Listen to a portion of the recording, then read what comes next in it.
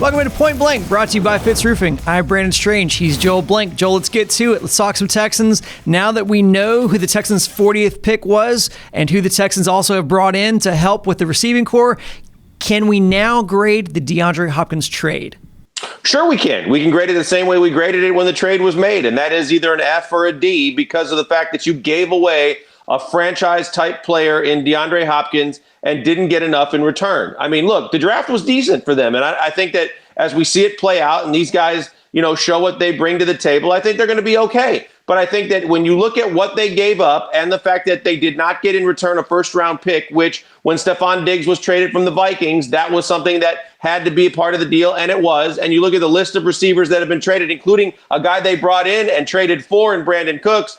Aside from the Texans deal, the previous two times he'd been traded for a number one pick. The fact that you didn't get one back is a complete failure. I don't care what anybody else says. I don't care how else you want to look at this. The fact of the matter is the Texans got fleeced because Bill O'Brien didn't hold his ground and get what everybody else got. But a top 3 in the league receiver should bring back at least a first-round pick and a whole lot more. And because it didn't, I don't care who they drafted.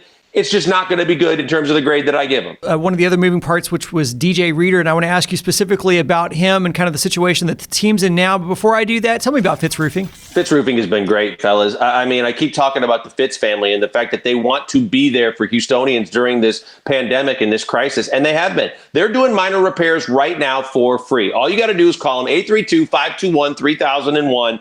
and get a technician on the phone. They're going to come to you for free and see what you got going with your roof. And if it's a minor repair, they're going to do it at no charge because they want to keep their guys employed and busy, and they want to keep you guys happy while you wait to get through all of this pandemic. So check out fitzroofing.com or call them because it's definitely worth your while.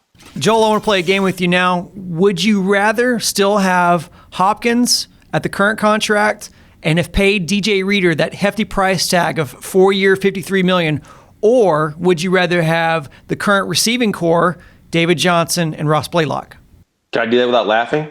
I would definitely say that my answer unequivocally is I would rather have DJ Reader. I would rather have DeAndre Hopkins, and I would rather worry about the financials now and later. I would also not like to have Nick Martin paid as one of the top 6 at his position, Whitney Merciless at one of the top 6 at his position, and Kaimi Fairbairn, the kicker, paid top 3 money at his position. I think that financial juggling has not been a forte of this organization. And the fact that Bill O'Brien in charge doesn't have a capologist that is working, he fired the capologist. He doesn't have anybody focused on what they need to focus on, which is stop giving away extra money, including the Tunsil deal, where you knew he was going to be the number 1 paid tackle in football. You just didn't know it was going to be $8 million more than the next closest tackle on the list. You're a much better football team if you still have DJ Reader, you still have DeAndre Hopkins, no matter who you drafted and who you got, and what your wide receiver core looks like. These were huge screw-ups that not only are going to cost this team for this year, but going forward, because financially you're going to be strapped and you still have to pay Deshaun Watson when that comes about. I don't think it's a good situation for the Texans, and I think if they could go back and do it all over again, they better tell you that they would make the trade a different way and or not make the trade and keep the guys that have been most important to them on both sides of the football. Speaking of questionable deals, Randall Cobb was signed just a day after that Hopkins trade. Do they make that deal if D-Hop wasn't traded?